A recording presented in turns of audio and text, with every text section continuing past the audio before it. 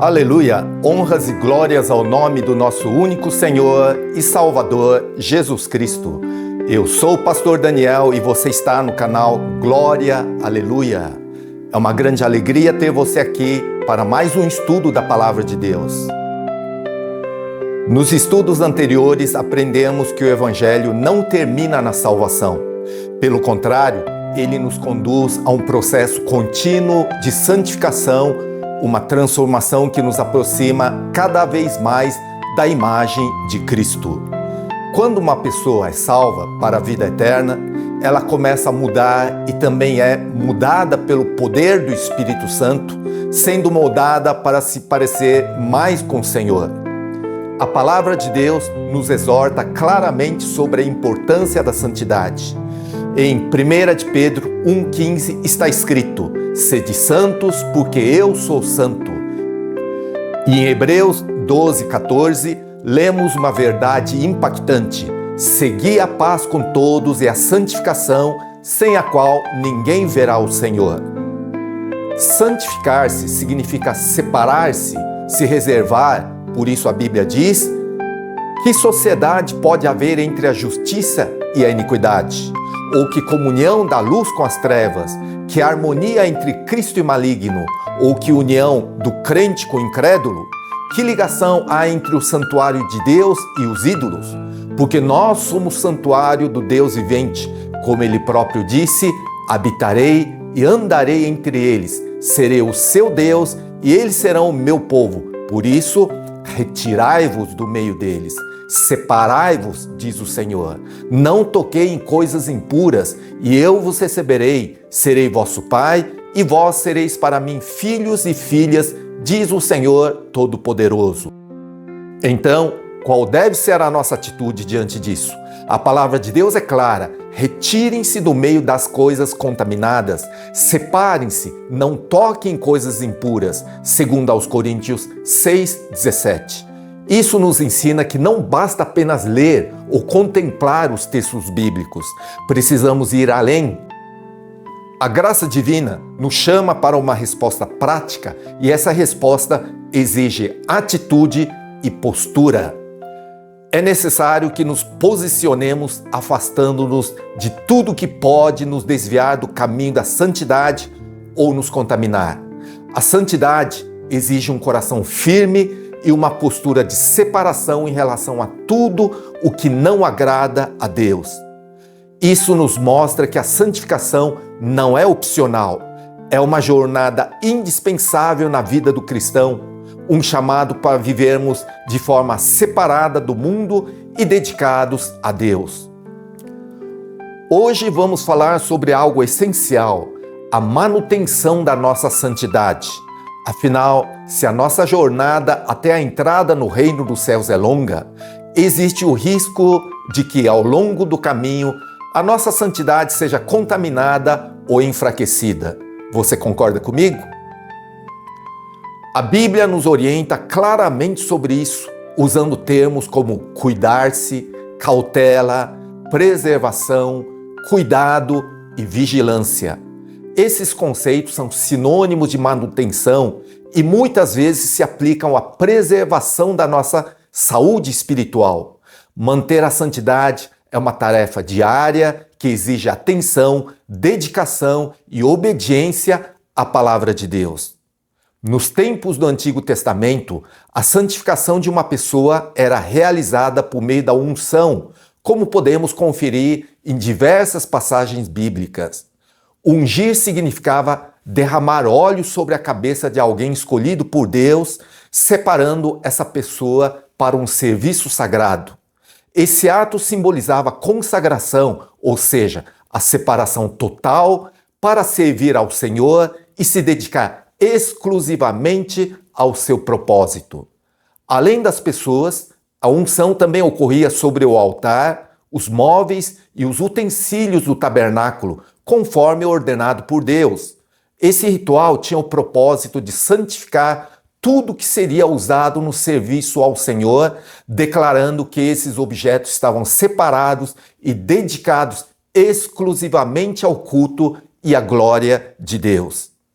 Observe este versículo que descreve a cerimônia de consagração de Arão, irmão de Moisés, no Antigo Testamento. Então tomarás o óleo da unção e lhe derramarás sobre a cabeça, assim o ungirás. Êxodo 29, 7.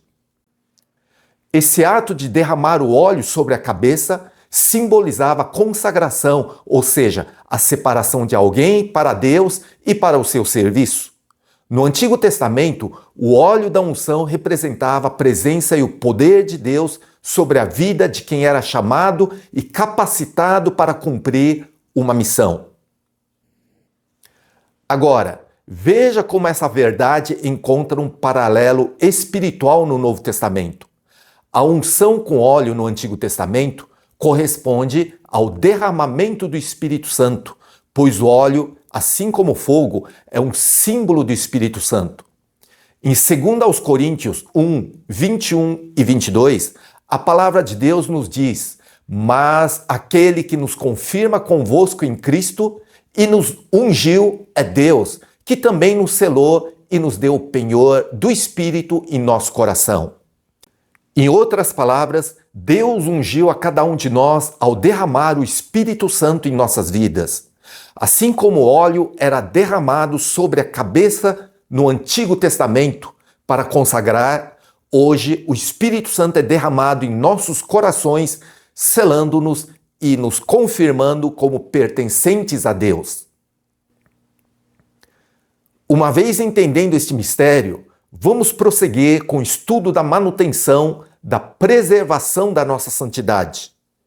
Vamos abrir a Bíblia em Eclesiastes capítulo 10, versículo 1, que diz: assim como a mosca morta faz o óleo do perfumador exalar mau cheiro, assim também uma pequena tolice pode ter mais peso do que a sabedoria e a honra. Você está vendo aí, mais uma vez, o óleo, mas dessa vez se fala do óleo do perfumador ou do perfumista em algumas traduções. A palavra perfume vem do latim perfumum, que significa pela fumaça.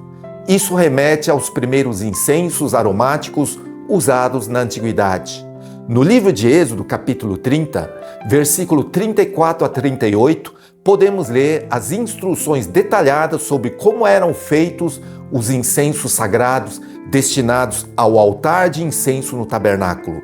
Substâncias odoríferas eram cuidadosamente moídas e em seguida queimadas sobre o altar.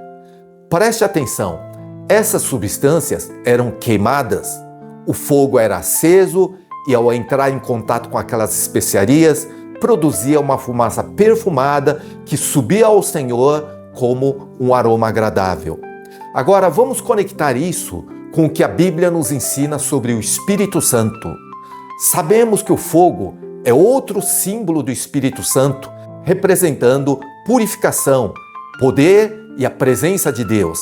Assim como o incenso sagrado, a vida de uma pessoa santificada e cheia do Espírito Santo exala um aroma agradável a Deus, e o fogo espiritual queima em nós, transformando e santificando nossas vidas para a glória do Senhor.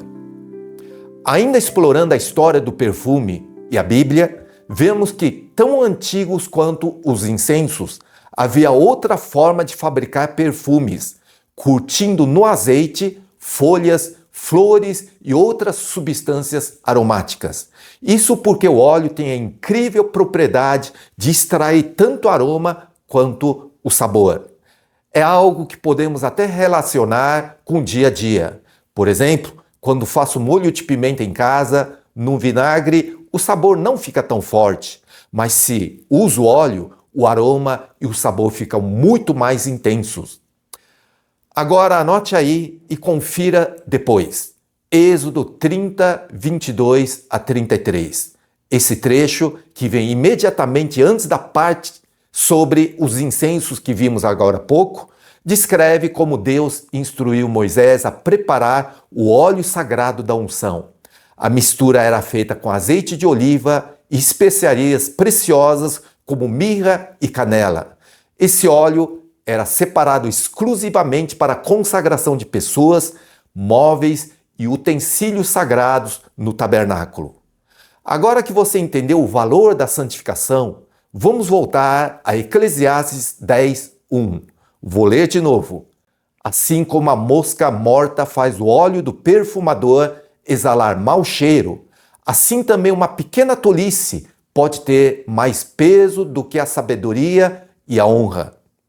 O tamanho de uma mosca comparado a um frasco de perfume pode parecer insignificante, mas o estrago que ela causa é enorme.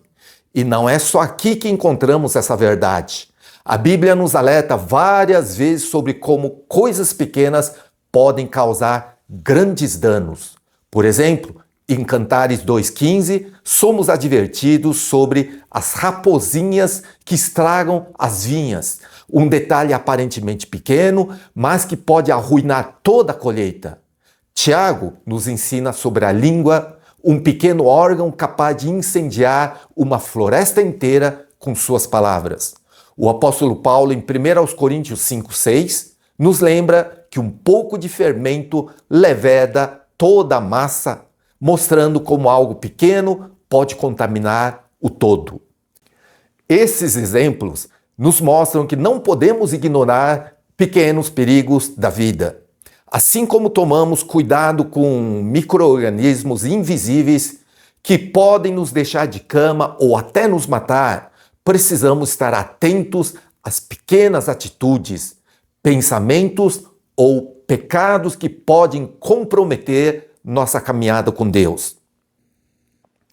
A santidade exige vigilância constante, até nos detalhes que à primeira vista podem parecer insignificantes. Algumas pessoas dizem que não existe pecado grande ou pequeno, e de certa forma isso é verdade, pois todo pecado nos separa de Deus. Romanos 3:23. Porém, Jesus declarou a Pilatos: aquele que me entregou a ti, maior pecado tem. João 19:11, mostrando que há graus de gravidade no pecado. Mesmo assim, qualquer pecado, por menor que pareça, pode abrir brechas para o inimigo. Como diz a palavra, não deis lugar ao diabo. Efésios 4:27. Um pecado pequeno pode crescer e contaminar nossa vida espiritual, como uma mosca no perfume ou um pouco de fermento que leveda toda a massa. Gálatas 5:9. Por isso, a vigilância espiritual é essencial. Não podemos tolerar o que parece ser insignificante, pois isso pode comprometer a santidade e a unção que recebemos do Senhor. Mantenha-se atento, rejeite o pecado e viva separado para Deus. A mosca nunca foi vista como algo bom, nem na natureza, nem na simbologia bíblica. Tanto é que na própria Bíblia encontramos a referência a um falso deus cananeu chamado Belzebu. Em Mateus 12:24, vemos os fariseus blasfemando contra o nosso Senhor Jesus ao acusá-lo de expulsar demônios pelo poder de Belzebu. O nome Belzebu significa Senhor das Moscas e é apenas um dos muitos títulos atribuídos ao diabo. Isso nos dá um quadro claro de como algo tão pequeno e aparentemente insignificante como uma mosca pode simbolizar corrupção, contaminação e destruição. Assim, as moscas se tornam uma imagem de alerta, representando as pequenas coisas que, se não vigiadas, podem trazer grande estrago, não apenas na vida prática, mas também na vida espiritual.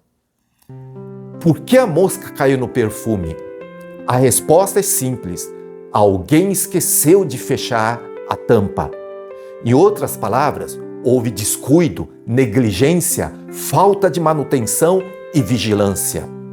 Agora pense, não é exatamente isso que acontece na nossa vida espiritual? O perfume representa a santificação que recebemos do Senhor, algo precioso, puro e separado para Deus. Porém, se não tomarmos cuidado, se não vigiarmos, o pecado representado pela mosca pode entrar e contaminar aquele que é santo. A Bíblia nos chama à vigilância constante. Jesus disse: vigiai e orai para que não entreis em tentação. Mateus 26, 41. Assim, manter a tampa fechada significa cuidar da nossa vida espiritual, protegendo-a de tudo que pode nos corromper. A falta de atenção aos pequenos detalhes pode levar a grandes estragos. O pecado pode ser sutil, mas o impacto dele pode ser devastador, assim como uma única mosca pode arruinar um frasco inteiro de perfume. Porque nós somos para com Deus o bom perfume de Cristo, tanto nos que são salvos como nos que se perdem, segundo aos Coríntios 2:15. Vimos até agora o significado da unção. Depois vimos como estrago que um pequeno pecado pode causar à santificação. E agora vamos voltar a Eclesiastes 10:1 e observar. Assim também uma pequena tolice pode ter mais peso do que a sabedoria e a honra. Isto significa que uma tolice, em outras traduções bíblicas está escrito estupidez, insensatez, estultícia. Essas coisas podem acabar com a reputação de uma pessoa. Essa ideia é também mencionada na Bíblia em Ezequiel 18:24, onde Deus fala sobre a responsabilidade individual pelo pecado e pela justiça. Mas, desviando-se o justo da sua justiça e cometendo iniquidade, fazendo conforme todas as abominações que o faz perverso, acaso viverá? De todos os atos de justiça que tiver praticado, não se fará memória na sua transgressão com que transgrediu e no seu pecado que cometeu, neles morrerá. Esse versículo ressalta que se uma pessoa que viveu uma vida inteira justa se desviar e viver no pecado, seus atos de justiça não serão lembrados. Deus é justo e avalia o estado presente do coração da pessoa, não apenas seu passado. A escolha e as suas consequências. Somos livres para fazer as nossas escolhas, mas é fundamental lembrar que a responsabilidade pelas consequências também recai sobre nós. Cada decisão que tomamos tem um peso e muitas vezes as consequências podem ser eternas. Deus nos deu o livre arbítrio para fazermos escolhas, mas somos responsáveis pelas consequências delas. Um exemplo claro é o adultério, que frequentemente começa como algo discreto, escondido, mas à medida que vai ganhando confiança, vendo que nada de grave acontece, rapidamente ganha proporções maiores. O mesmo acontece com o adultério espiritual, quando o cristão começa a se envolver com práticas pecaminosas, como idolatria, prostituição espiritual e falsas doutrinas.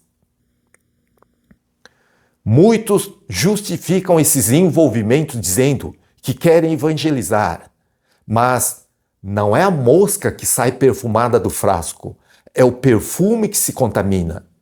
Quem brinca com o pecado, achando que é forte ou imune, acaba caindo. Na carta à igreja em Tiatira, Apocalipse 2, 20 e 21, o Senhor diz que deu tempo para Jezabel se arrepender, mas ela não quis. Isso nos mostra que a paciência de Deus não é um sinal de fraqueza, mas uma oportunidade de arrependimento. No entanto, quando ignoramos as advertências do Senhor, enfrentamos as consequências do nosso pecado. Isso acontece porque muitos escolhem ignorar as advertências de Deus e não colocam limites em suas aventuras espirituais. É triste ver que muitos confundem a longanimidade de Deus com a impunidade. O Senhor é paciente e dá tempo para que nos arrependamos, mas isso não significa que Ele tolera o pecado. Na carta à igreja em Tiatira, que estudamos no vídeo anterior, o Senhor diz claramente que deu tempo para Jezabel se arrepender, mas ela não quis. Contudo, Quando a oportunidade passa, as consequências do pecado são inevitáveis. Que possamos usar a liberdade que Deus nos dá para escolher a santidade e não brincar com o pecado. Afinal, nossas escolhas definem o nosso destino eterno. A outra passagem da Bíblia que talvez ilustre bem essa abordagem de hoje é o exemplo de Sansão, um homem separado para Deus desde o nascimento, mas que não soube preservar a graça da santidade. Ao negligenciar as palavras do Senhor, sabotou sua própria consagração, escolhendo brincar com o pecado como se fosse forte o suficiente para não ser afetado. Sem conhecer seus limites, foi gradualmente ganhando confiança em seus atos pecaminosos, tocando em coisas impuras e se envolvendo com engano, representado por Dalila. Por insistir neste caminho, acabou capturado pelos filisteus, tornando-se escravo do pecado. Seus olhos foram vazados, simbolizando não apenas a perda da visão física, mas a cegueira espiritual que já o impedia de discernir a verdade do Evangelho, de distinguir o puro do impuro e o certo do errado. No fim, sua história culmina na morte e Sansão é lembrado mais por sua queda trágica do que por sua consagração como nazireu do Senhor. Mas, felizmente, o Senhor é misericordioso, permitiu que o cabelo de Sansão voltasse a crescer e restaurou suas forças. No desfecho de sua história, lemos que, na sua morte, matou mais inimigos do que em toda a sua vida. Da mesma forma que o Senhor derrame hoje sua grande misericórdia sobre todos os que verdadeiramente se arrependem dos seus erros. Amém. Lembre-se, como lemos em 2 Coríntios 6, 14, 17, que sociedade pode haver entre a justiça e a iniquidade, ou que comunhão da luz com as trevas, que harmonia entre Cristo e o maligno, ou que união do crente com o incrédulo, que ligação há entre o santuário de Deus e os ídolos, porque nós somos santuários do Deus vivente, como ele próprio disse: habitarei e andarei entre eles, serei o seu Deus, e eles serão o meu povo. Por isso, retirai-vos do meio deles, separai-vos, diz o Senhor, não toquei em coisas impuras, e eu vos receberei. Serei vosso pai, e vós sereis para mim filhos e filhas, diz o Senhor Todo-Poderoso. Esta é uma advertência séria que não podemos ignorar. Dê valor à obra redentora de Jesus Cristo na cruz. Lembre-se do quanto Ele nos ama e do custo da nossa salvação. Este Evangelho não é algo barato que basta receber o batismo e tudo estará resolvido. Não, é muito mais do que isso. É compromisso, luta, obediência, crescimento, santificação e preservação dessa santificação até a volta do Senhor. Por isso, dê valor a você mesmo, ao que já tem recebido do Senhor, para não pôr a perder tudo. Como diz a palavra, não recebas em vão a graça de Deus, segundo aos Coríntios 6, 1. Esse versículo que acabei de citar é essencial para entender a seriedade do processo de santificação. De fato, a graça de Deus não deve ser considerada como algo barato ou como um passaporte automático para a salvação, sem a necessidade de compromisso e vigilância. É uma dádiva imensa, mas que exige dedicação, obediência e uma vida transformada. A responsabilidade é de cada um e não podemos negligenciar isso.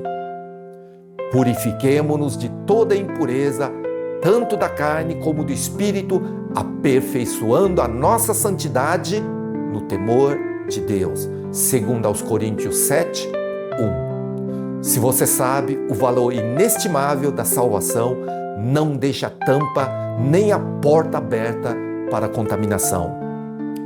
Bem, vou ficando por aqui, agradeço por acompanhar mais esse estudo. Que a palavra de Deus continue nos transformando. Se este vídeo foi edificante para você, não se esqueça de deixar o seu like, se inscrever no canal e ativar o sininho para não perder nenhum conteúdo. E claro, Compartilhe suas opiniões e reflexões nos comentários abaixo. Vamos continuar crescendo juntos na palavra. Aleluia!